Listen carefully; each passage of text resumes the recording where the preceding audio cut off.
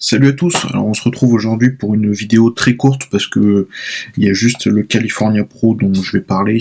Je vais pas m'attarder sur le Milwaukee Pro parce qu'en classique physique il y a quand même eu une compétition mais pas forcément de gros noms donc je m'attarde pas trop dessus. Juste pour revenir aussi sur le California Pro donc avec une petite line-up. Je pense que ce qui était attendu surtout, c'était le retour de Patrick Moore après son année 2020 très décevante. Il avait fait 10e à l'Arnold Classic, il avait enchaîné avec New York, New York Pro il me semble, où il avait fait 10e, un truc comme ça aussi, et puis il avait fait aussi le California Pro, où il avait fini top 6 à peine je crois, de mémoire. Donc là il fait son retour après soi-disant sa meilleure hors-saison parce qu'il voulait absolument revenir et montrer un Patrick Moore complètement différent. En face de lui, on savait que donc il y aurait donc Hassan qui avait fait le New York Pro et qui avait terminé troisième. Il y avait Mohamed Chaban qui avait gagné surtout au Portugal en 2019, si je dis pas de bêtises, devant Yann Vallière. Donc c'était aussi un des favoris pour cette compétition vu la line-up. Et puis il y avait aussi donc le russe Mohamed El Shaman qui lui donc est russe d'origine égyptienne et qui avait fait donc qui a fait Indy Pro et New York Pro auparavant. Donc le classement, bon, pas grand chose à dire. Patrick Moore qui gagne, donc qui se requalifie pour Olympia 2021. Mohamed El Shaban qui finit deuxième. Troisième Hassan, toujours troisième donc. Quatrième Mohamed le russe, et puis cinquième Eddie Bracamontes. Anne Nguyen aussi qui a fait la compétition, qui n'a pas été très bien classé. Bon, pas grand chose à dire sur cette line-up, honnêtement c'était pas encore le show de l'année, une fois de plus. Hein. Ça fait quand même quelques shows en open où le niveau est pas forcément fou, je trouve. En tout cas, il n'y a pas non plus les big noms qui viennent. Bon, Nick Walker, c'est sûr que là, c'est clairement lui le gros vainqueur de ce début de saison. Donc pour revenir au California Pro, je pense. Alors, je vais juste revenir sur le top 3 parce que honnêtement, le reste, je trouve qu'il n'y a pas grand chose à dire. Hassan, donc, qui finit troisième. Pour moi, ce qu'il y a, c'est qu'il arrive à sa limite, tout simplement. On voit qu'il est. C'était peut-être le plus conditionné. Franchement, il affiche une condition quand même qu'on n'a jamais vue jusque-là pour lui. Après, voilà, il a un physique assez déséquilibré, mine de rien, parce qu'il a des cuisses énormes, des bras énormes, des bons pecs. Le dos, je trouve qu'il le fait bien ressortir aussi, mais bon, il n'y a pas d'esthétisme, il n'y a pas d'harmonie au bas. Les poses, et il a quand même encore du mal malgré qu'il travaille avec Flex Wheeler et chez Flex Lewis. Donc voilà, je pense qu'il faut encore du travail pour lui malheureusement.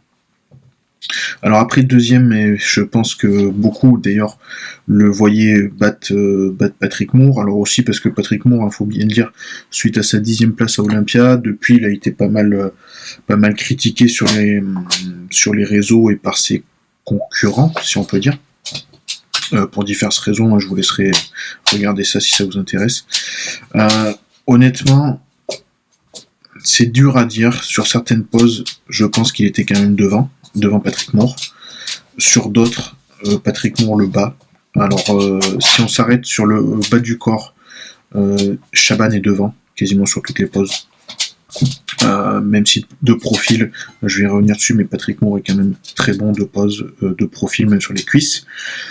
Après, sur le haut du corps, je trouve qu'il a dégradé sa ligne, Chaban, par rapport à sa victoire au Portugal, donc il y a maintenant quasiment 2 ans. Patrick Moore le bat sur donc, les postes de profil. Sur les postes de dos, les deux, j'ai pas trouvé qu'ils étaient très fous. Notamment parce qu'ils n'avaient pas de conditions par rapport à ce qu'on a pu voir, que ce soit Nick Walker qui a gagné donc New York Pro, ou même Justin qui avait gagné l'Indy Pro. Honnêtement, les deux sont pas à ce niveau de condition, j'ai trouvé. Donc Mohamed El Shaban sur le haut du corps, en mettant de côté le dos, parce que comme je dis, c'est assez décevant de voir le dos qu'ils ont affiché tous les deux, je trouve. C'est assez logique que Patrick Moore gagne. Quand même, il a une structure, un esthétisme plus agréable à regarder, Patrick Moore. À ce niveau-là, une sangle abdominale qui est plus belle que Chaban. Alors, par contre, pour moi, c'est quelque chose que j'ai remarqué, vous me direz ce que vous en pensez, mais j'ai trouvé avant le show, sur les photos que postait Patrick Moore, alors certes, il avait pris de la masse, alors déjà, je trouvais que sa condition n'était pas encore optimale par rapport à ce qui demandait, je pense, les critères recherchés par les juges, et je trouve que ça a été confirmé sur scène, hein, et que la condition de Patrick Moore, elle est pas folle, hein, honnêtement.